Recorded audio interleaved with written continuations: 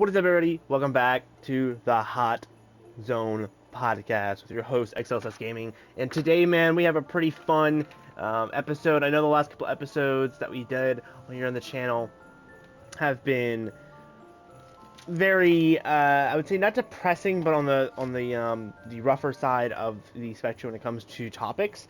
So today's topic is going to be Santa Claus. Yes, Santa Claus. Since it is Christmas here in 2 days, it is now officially the 23rd of December of 2024 when I'm recording this. And even though I know it's not a Sunday and I know it's not a normal day for a podcast, I wanted to get one more podcast out before the end of the year. And so we're going to have a Santa Claus podcast. We're going to talk about Santa Claus and his origins and my beliefs when it comes to Santa Claus, as well as Christianity as well, because this is a Christian holiday at the end of the day. Obviously, it's not necessarily Christian for all people. Some people celebrate this holiday by just thinking about Santa Claus and like the big, jolly guy in a red suit. But it is a Christian holiday. It was originated from a Christian, so it is technically a Christian holiday. So we're going to go into all that. I hope you guys are ready. Sit back, relax, and yeah, hopefully this is not too long of a video, but this might be a little bit longer than the normal ones. So first off, Santa Claus has a birthday. I never knew this until researching this video, but Santa Claus has a birthday. It's the 15th of March. He has over 20 nicknames from different cultures. He has nicknames in Dutch, German, there's Italian names for him. But we're going to go over some of the names that he has here in English because, well, I can't speak other languages. So his most well-known name is, well, obviously Santa Claus. This is his most known name, most well-known. But he also has some other names that I think we've also heard in the past. We have Saint Nick, which is a pretty common one. We have Father Christmas, which I feel is a less common one. We have Kris Kringle. Kris Kringle, I feel like, is the name he gets given in a lot of the movies and TV shows, like Hallmark movies or animated movies or regular Christmas movies. The Big Man, again, very uncommon, I think. I haven't heard that one very often. And Captain Christmas. I think Captain Christmas is cool, but I think it sounds a little bit too like Captain Crunch, so I'm not a huge fan of that one. Papa Noel. Papa Noel is one that is, I believe, came from the origin, so around in Dutch is a Dutch name, as well as there's also another Dutch name as well, but that is like one of the English versions of the Dutch. And then we have I have one other language in here, and it's German, and it is Der Wuschkaschkimen. I know I butchered that, but I thought that was a cool word. I don't know German that well, but I love German languages. I just think it's just a dope language. And again, there's many more nicknames for him. Papa Noel is actually a funny one, though. I do want to take it just a second to go back to that one. If you ever watched the Shack movie, which is a movie that is about like a guy who loses his daughter to a pedophile kidnapper, and he has to kind of come to terms with that, and he has to basically forgive the pedophile kidnapper because God asked him to. And it's a really just heart-touching movie about loss and overcoming loss and grief. But in that movie, they actually consider God Papa, which I think is a very interesting kind of correlation between the two, because here we have a guy that is believed to be Santa Claus being called Papa Noel, and in that movie they have God be called Papa. I think that's very interesting, which is a very interesting concept. So Santa Claus originated in the Western culture, so he is more of an American, European holiday. Okay, he didn't come from Africa or Russia or China or anything like that. He is a Western holiday, Dutch, German origins. He was believed to be thought up and, started around the 4th century, which is pretty long time ago. Pretty long time ago, boys. He's also believed the patron saint of children. Now, I couldn't find much information, but from my understanding of patron saint of children, is basically just a saint that is a saint for children, I believe. It has some religious meaning behind it. There's also a 19th century image that was brought by the Dutch immigration, and that image originated from the 17th century, which is very, very cool. So some other things about Santa Claus that you might not, know or you do know is that there is a belief that Santa Claus is a solo player in the Christmas Day. But there is also the belief that he has Christmas elves and a workshop and flying reindeer in his sleigh and all that stuff. But I've seen some people talking on here about how they have believed that Santa Claus is a solo individual, that he does not have helpers or anything like that, which I think is interesting, because if he does have magical abilities, that would make sense. He wouldn't need help from anyone else. He has the so Santa Claus wears the Santa suit, which the Santa suit basically accumulates a red coat, red hat with a white ball on the top. He has black boots and leather belt. He has a red bag for his gifts. The red bag is believed to have magical abilities and to have the ability to have infinite gifts in, so he doesn't run out or anything. He's also known to be fat and jolly and has a white beard and white hair. Now, throughout the ages, there's been different illustrations on him, but that I just wrote is the most well-known illustration. There has been illustrations of him being skinny, him not having a beard. It just kind of depends on who is authorized, who is drawing that illustration. So the 13th century depiction of Saint Nicholas from Saint Catherine's Monastery in Sinai is believed to be either Santa Claus or a descendant of Santa Claus in some form.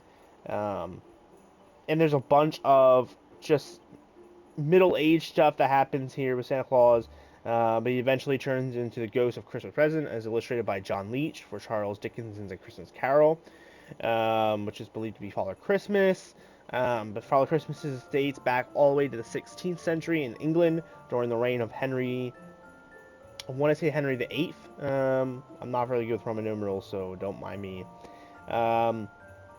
And yeah, man, that's just some interesting stuff I found out about Santa Claus. I think Santa Claus is a very interesting character throughout history, because it's a character in history, right? Because I'm gonna say this, it's a character at the end of the day, right? If there's any kids watching this podcast right now, and you don't know, there is no current evidence towards a Santa Claus, right? That is important to distinguish, right? It is a belief, just like God or any other religion, right? Or any other belief. It is you just believing in something. Now, we know that there probably was someone that was Santa Claus in the early centuries, like the early 5th, 6th, 4th centuries, because it is not uncommon back then to have toy makers in the same sense of the way the story goes, right? Back then, you wouldn't have mass workshops available, like kids in China making toys for all the countries, and you wouldn't have like game systems. Having someone be in a wood workshop, woodworking, making toys for kids would not be uncommon. So it is believed probably has been Santa once in the past, but this idea that there's a Santa now flying around the world giving gifts is a pretty unpopular thing to be believed to be real. Now, there is some people out there that still believe it, and obviously kids believe it. I think kids believing it is a perfectly fine thing to do. I think around your early teens, middle teens is when you start to realize that that's probably not the case. I mean, I pretty much knew from an early age. I was never really a full-blown Santa Claus believer when I was growing up. I just put two and two together, and it wasn't hard. I was a very, common sense filled kid, so I was able to kind of have the idea that there probably wasn't. But obviously I played along, or if I saw other kids believing it, I would play along, and I wouldn't really, spoil the fun, because it's a harmless thing to believe in. This idea that Santa Claus brings you gifts if you're good and doesn't if you're bad is a harmless feat. I don't think it has any negative impact on the the brain or anything like that or the person. So I don't think it's a negative thing, but I do think it's important to distinguish that it is probably not a real thing these days. And if there is Santa Claus out there, it is probably a very localized thing. Like you might see in tribal situations in other cultures, there may be a Santa Claus that helps bring gifts to those tribal kids, but I don't believe that is something that we are seeing here in the United States or in Britain or anything like that. At least not in the same way that it is written in the lore. So, because this is Christmas, I wanted to discuss some other things about Santa Claus that I found pretty interesting, and that is the amount of movies that there is with Santa Claus. There is over 1,000 movies that I've seen online that are based around Santa Claus.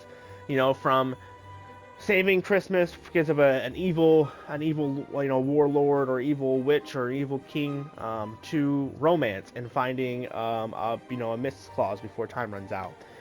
There's so much, and there's so much in between as well. So there's so much going on, and I think in the world of Santa Claus, I think that there's so many interesting ideas and stories that go around in the culture as we go, and I find that it's so interesting, because even if you believe that there is no Santa Claus, right? You have to take a step back and really look at it and see the massive amount of belief there is in that idea, that concept, right?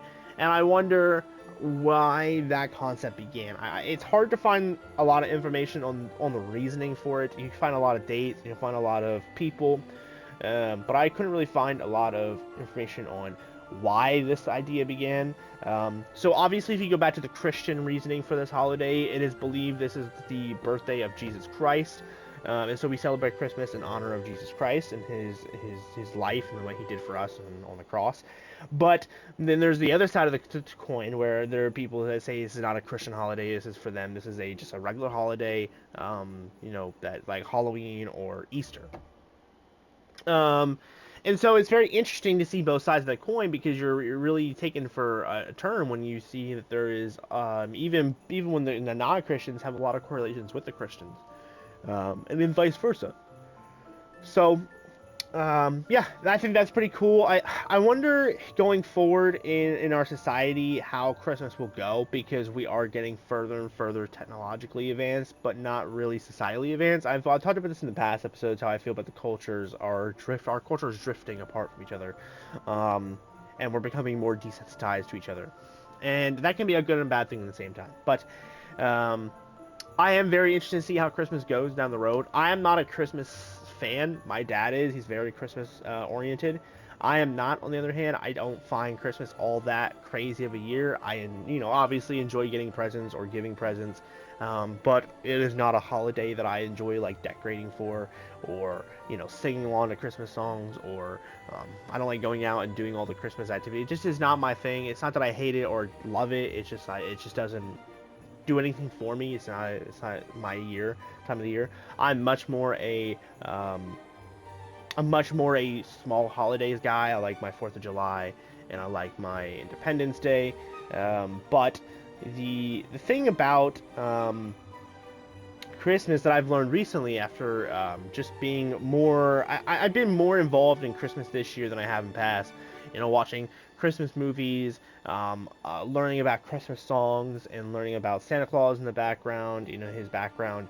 It has given me a little bit more of a Christmas spirit this year than past, but I will say that it is a holiday that is constantly reminding you the pain that there can be. Either like, this is my first Christmas without my dog that I've had for 14 years, and it is rough, man. Going into this Christmas is rough, knowing that he's not here with me, this year. This is going to be my first Christmas without him. I know, obviously, I have my new dog, Tink, and she's great. But it is a rough thing knowing that he is not here to experience Christmas once again.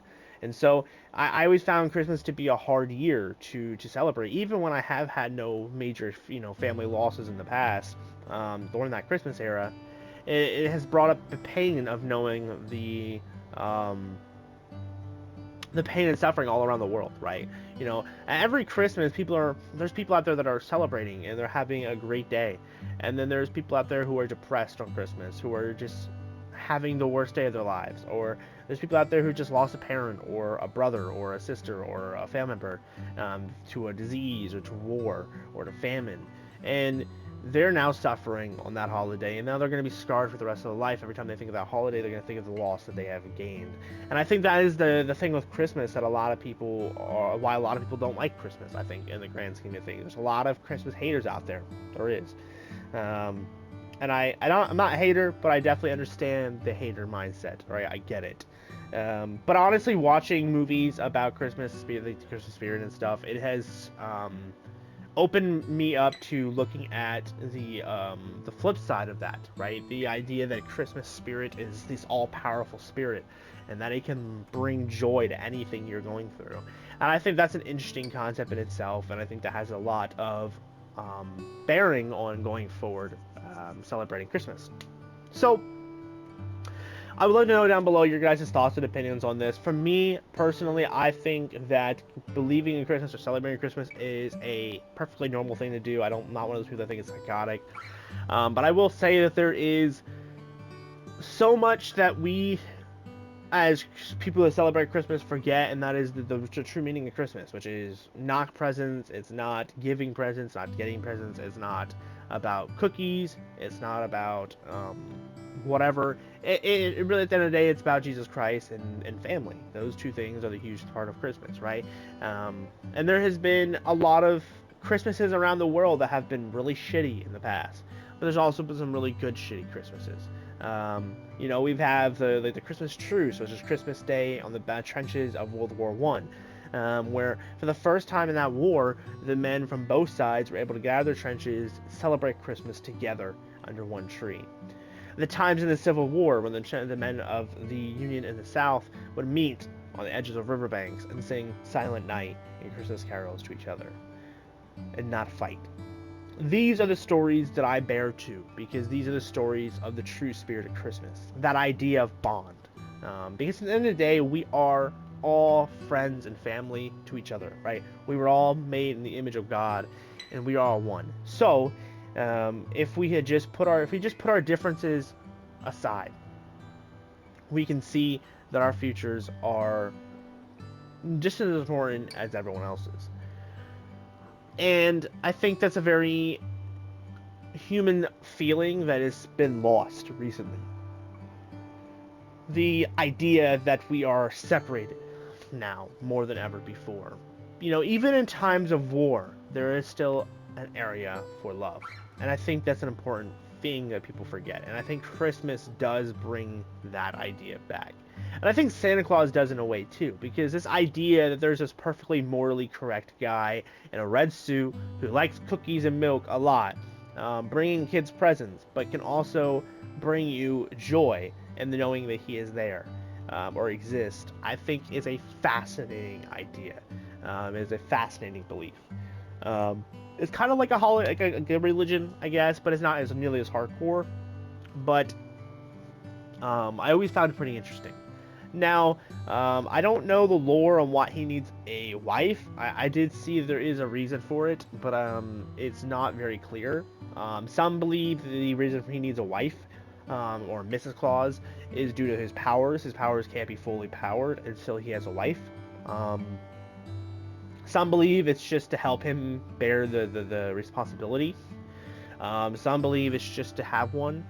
This is coming from an era, this whole story of Santa Claus did originate in an era where having a wife or having a husband was the thing that you did, right? That was your goal as a society, as a man or as a woman, was to get married. That was your entire purpose in that time, right? Get married, have a kid, raise that kid, die. That was your trajectory going forward. And we're talking about the early 5th, 4th, 6th centuries. This is kind of what would be the normal, right? So it could be just the fact that when they made the story, when they made up this whole, this holiday, that they, realized very quickly that they had to make it relatable to the people that were celebrating it. Obviously, nowadays, more people don't get married or more people get divorced. But I think that notion that he is a perfectly morally good guy, it still resonates a lot with people that are, struggling or doing their own thing. Now, the one thing I think is very interesting is the idea of gifts. I watched a movie where they were able to deliver any type of present they wanted. But what I thought was interesting was they, in that one movie that I watched, they were Santa Claus was powers were able to transform people, literally transform people into whatever belief they wanted. So like I think someone asked for love, and Santa Claus's powers were able to give love. That is an interesting idea that I find kind of interesting because it can be very manipulative, and I think that also affects now his character, because just because your kid asks for you to fall in love with someone, does that really mean that you want love? And if you are forced to fall in love with someone because your kid wished for it and Santa Claus did it to you, is that not morally incorrect, right? That is a question I think is important to ask. So now I don't believe Santa Claus has those abilities, but it is believed he has magical abilities of some form, and so how do we really know where that magical ability kind of falls on the spectrum of power, right? Is, you know, Santa Claus, is he as strong as Doctor Strange, or is he as strong as, God? It's a very interesting conversation to be had. Now, I don't think he is personally, but that is my belief, and I think everyone kind of believes in something a little differently when it comes to that. Now, the bag that Santa Claus uses I find very interesting. The bag is believed to have infinite storage, or it is in a either infinite storage or is somehow a direct portal to the workshop, and that's how he's able to reach in, grab presents, and he pretty much grabs your present every single time. And I find that very interesting because why the red bag was so necessary in the story is weird. Because if you think about it, if Santa Claus is this all-powerful being, why wouldn't he just spawn it in, right? Just like that. There's a Christmas movie I watched recently. I think it's My Santa, or I think it's My Santa. I think it is. And it's about a guy trying to find a wife for Mrs. Claus before Christmas is over. Because if he doesn't get a wife by Christmas Eve, he's cooked, right? He no longer can be Santa. Anyway, it was a very mediocre movie. It was not the most insane movie, not the worst movie ever. But anyway, one of the abilities he gets towards the end of the movie is to be able to spawn presents in without needing a bag. Like, he doesn't have a bag the entire movie. He doesn't have a red bag the entire movie. The end of the movie, he's able to spawn gifts in from across the city, which I think is a very odd but interesting choice they made, because that kind of answers the question I had of whether or not he could just teleport things in.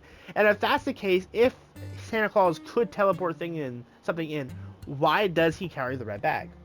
The red bag makes no sense in that context. But I think what truly is happening here is the red bag is a symbol for the magical side of him. I think that's a symbol for it. The red bag basically states that the magic exists, but I think that the red bag, in some belief, is the only magical ability that Santa Claus does have, in fact. Which in that case could make sense, but we have seen movies and books and stories of Santa Claus, how he can teleport through houses, it's how he goes through the chimney, how he can transform his body into particles to get through the chimney. Like, there's so many interesting concepts. And then the reindeer flies. How do the reindeer fly if the bag is the only magical ability aspect of him? I think that is another very interesting thing. Now, in another movie, the Santa Claus guy, he hit his head or something, and he basically thought he was Santa Claus. He went to a psych ward, basically brought Christmas joy to everybody. It's a great movie. And in that movie, they also talked about something that I found pretty interesting. And someone asked, well, how does a reindeer fly? Because if it's any reindeer, could an elk or a cow fly? And if it's specific reindeer that have specifically magical abilities, how do they have those abilities? And the guy responded, obviously this guy is not truly Santa Claus because he's hit his head, but he responded in a pretty legit way. And in the movie he wrote, he mentioned that the reindeer are a combination of a specific breed, but they also get fed certain things to help them fly. but they can do other animals if they need to. Like I think he said that the one time the Santa Claus had polar bears flying his sled. Now that's very interesting because now we're into the concept of are the reindeers special? Because like we have Rudolph, Prancer, Vixen, all those. Are they actually special? Or are they just the best reindeer or the longest living reindeer that we know of? That is the question. Because the original story, I believe, has those reindeer listed, but I believe Rudolph is a later addition to the story. I don't feel like I remember if I remember correctly. I don't think Rudolph was or originated until a little bit later into the like the 16th, 17th centuries. So that's very interesting because and what is it that they're being fed is what interests me because what is feeding them that gives them the magical abilities they have? Is it a special type of hay or fruit or vegetables or a meat? Who knows? Are they cannibals? Are they feeding them reindeer meat? If they are feeding them reindeer meat, that's fucked up. I'm just gonna say it. That's fucked up. But maybe that's giving them some type of special powers. And again, you guys can see this is a rabbit hole that I've been in. The minute I think about Santa Claus, or I've been doing some research about Santa Claus, I found myself asking so many questions, and it is very interesting because it is a deep hole, and there's so many stories. There's probably thousands of different stories of Santa Claus. I feel like every person has their own belief of Santa Claus, their own way of explaining it to their kids or explaining it to their ancestors, or talking about it in general. So yeah, that's Santa Claus for you. I think this is pretty interesting. I think it's a very fun thing to learn about and read about. So I hope you guys found this a little bit interesting. I'm sorry for all the yawning, by the way. I just woke up, so I'm a little on the weaker side. But I wanted to get this video out before the day is over, and it's already like 8 o'clock when I'm recording this. So thank you guys so much for watching. I will see you guys next year, which is insane to say. I can't believe it's already the end of the year, but I will be seeing you guys next year because I am now going to be taking a break from YouTube until the end of December. I'll be back in January, and the first video in January will be hopefully a new channel, trailer. So hopefully that comes out well. I don't know how I'm gonna do it quite yet. I'm still putting that together, so yikes on my part. But yeah, stay tuned for more stuff. I'm active on Discord. I might be streaming a little bit on Twitch, so if you still want to hang out with me before the end of the year, just come to the Twitch and hang out. But yeah, thank you guys so much for watching, and stay jolly, you ho ho hoes.